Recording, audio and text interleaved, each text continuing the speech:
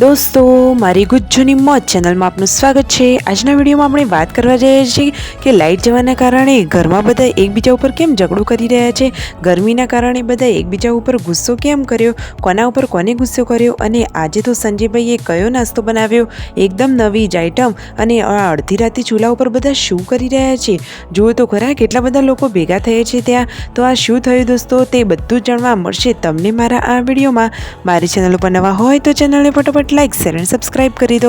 Full video in Thakor family blog channel દોસ્તો ફૂલ વિડીયોની link ડિસ્ક્રિપ્શનમાં મૂકેલી જ છે, ત્યાં જઈને તમે આખો વિડીયો વોચ કરી શકો છો। અને આવી ટૂંકી ટચોકડી લાઈવ લેટેસ્ટ એન્ડ ટ્રેન્ડિંગ માહિતી મેળવવા માટે મારી ચેનલને ફટાફટ સબસ્ક્રાઇબ કરી દો। તો દોસ્તો, હવે તમને વધારે રાહ ન જોડાવતા તમને બધું જ જણાવી દેવામાં આવશે કે આજે શું બન્યું। તો દોસ્તો જુઓ તો ખરા, તમે વિડીયોમાં લાઈવ જોઈ શકો છો કે સંજયભાઈ આજે નાસ્તામાં કંઈક અલગ જ રેસીપીથી બનાવી રહ્યા છે।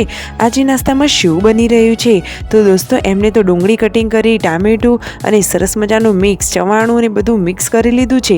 આજે તો તેમને બનાવ્યા છે હોમમેડ ચનાચોર।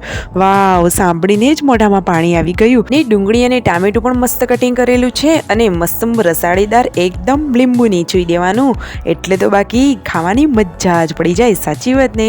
તેમને તો આજે ઘરે સરસ રેસીપી બનાવી દીધી, બધાને આ નાસ્તો બહુ જ પસંદ આવ્યો।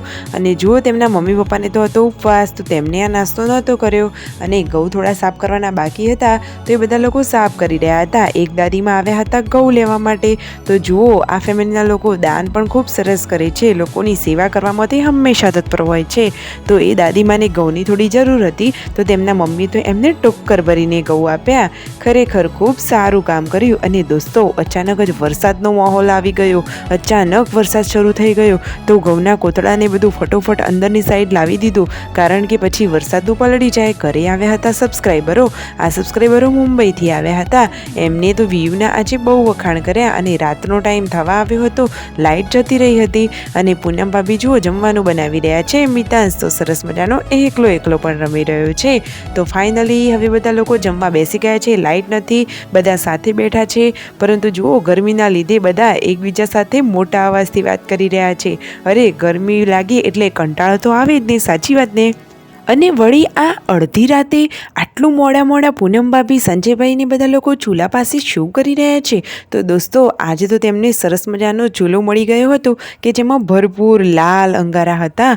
તો એમને તો મકાયા શેકવાનો આજે જોરદાર મોકો મળી ગયો। તો ઘરના બધા જ લોકોએ આજે જમ્યા પછી પણ અડધી રાતે આજે મકાઈની પાર્ટી કરી।